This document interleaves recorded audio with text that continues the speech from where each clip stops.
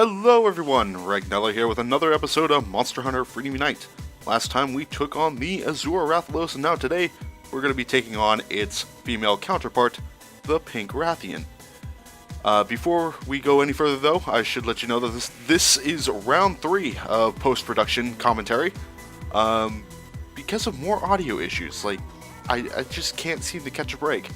For some reason, I tried using my headset in the last recording, everything seemed to go fine, and then I noticed there's just something a little bit off. And so I checked, and my audio quality went back to telephone quality somehow. So I was like, there's no way I'm putting this out. So yeah, re-recording commentary again. So yay, fun. The second thing I want to point out, or at least I want to give a shout out to a buddy of mine that lives in the Philippines, because when it comes to all things pink, she is obsessed with them. I'm not joking. I've never seen an individual that is more obsessed with pink than my friend Abigail in the Philippines. And the Pink Rathian is one of her favorites, if not her all-time favorite monster in Monster Hunter. So this particular hunt goes out to her. And so I never really touched base on the aspects of a normal Ratheon. And so we're going to kind of go into detail here, because this is largely the same kind of fight. Only, like the Azure Rathalos, so Pink Rathian has more health, and she hits a bit harder. Now, the first thing you got to keep in mind here is that she's primarily ground attacks. In fact, whenever a Ratheon gets in the air, that's cause for concern. You don't want a Ratheon going into the air, because she will almost always try to get you with a backflip, which is what she's been doing a couple times there. If she hits you with that tail, it's an instant poison unless you have some sort of either poison reduction or poison negation on your armor set.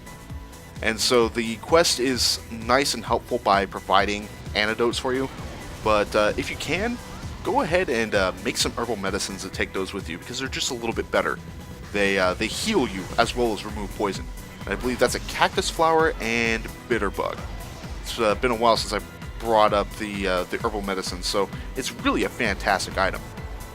Now, with the Pink Rathian, a couple things to be concerned about, namely her fireball attacks.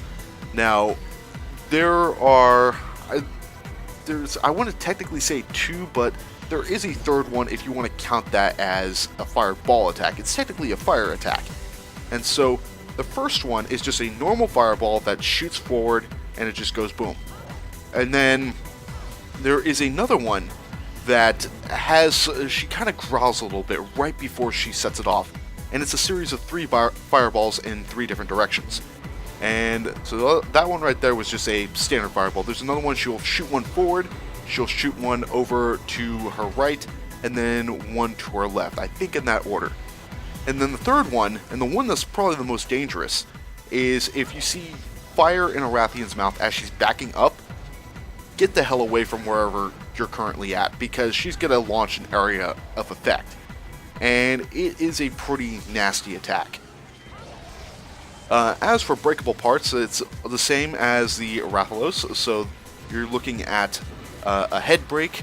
You could break the 2 wing, claw, talon things, whatever those are, the little spikes on the tip of her wings, and you can cut off her tail. And so for this particular hunt, I'm just solely focusing on the head, because that is the weak point. And much like with the Rathalos, I find that having flash bombs is just fantastic. It is a great item to have in any situation involving one of these particular monsters, because they can cover a lot of ground, and they're pretty scary when they're angry, like even more so than a Diablos, frankly. But I think that is about it. This is actually a pretty short quest. It was, I think, maybe 6 or 7 minutes long in total, so she should be going down here at any minute. And mostly due to the flash bombs, and I think because her elemental weakness is thunder. And that actually reminds me, transitions and all that. I was looking into getting Azure Rathalos armor, and I noticed something a little bit odd, that the armor itself had a resistance to thunder attacks. And I thought, that's a little bit weird, so I did some research, and it turns out the Azure Rathalos, for whatever reason, is actually resistant to thunder-based weapons. Huh.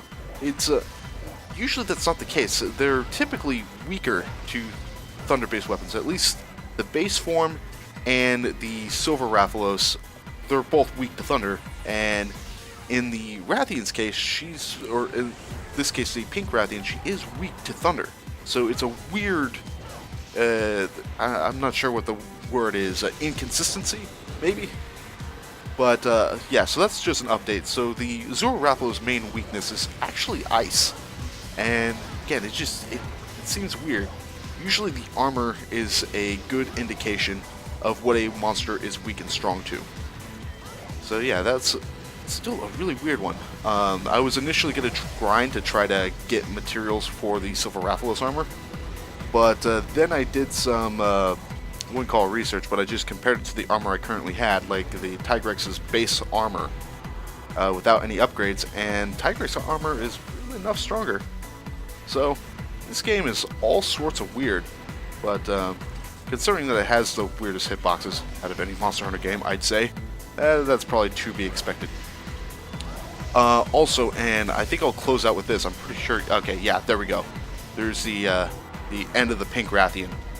So there's one last thing I want to point out, and I just want to give a personal shout out to everyone that's been watching these particular videos. Like, I started recording these, I think, initially it was in 2012 with the most horrendous commentary I've ever seen in my entire life. Like, I can't even look back at the older videos that I did because it was so bland and disinterested. But I noticed some of those older videos, and they broken past like 40,000 views, and for a small time YouTuber, like that's a big deal to me. And then I was just kind of curious, like, where has the beginning of this rebooted series, where's that gone to? And I think the episode 1 was about 1,300 views, and the episode 2 was 800. So I didn't expect this, frankly. And you know, I read all the comments that come in, both positive and negative. And all I can really say is thanks a lot. Like, this means a lot to me. It's the whole reason why I keep going forward. But with that said, if you want to check out any of those other videos, be sure to hit on one of the annotations. They'll be featured at the end of this video. Or if you want to support the channel, subscribing is definitely a big help. And anyways, thanks again, and I will see you in the next video. Take care, people.